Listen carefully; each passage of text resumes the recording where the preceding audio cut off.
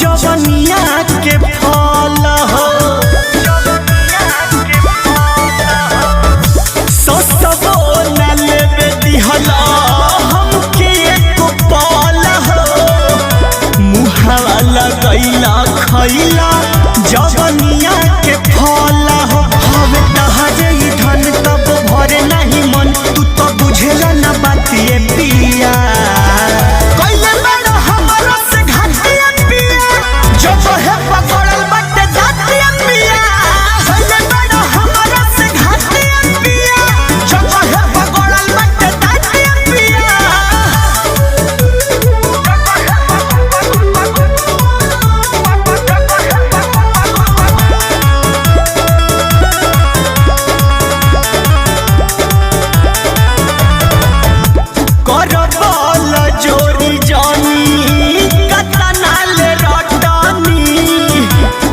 पूरी धके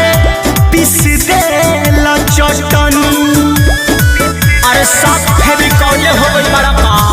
करबल जोरी जानी कतनाल रटनी बोलू बिसुनपुरी धके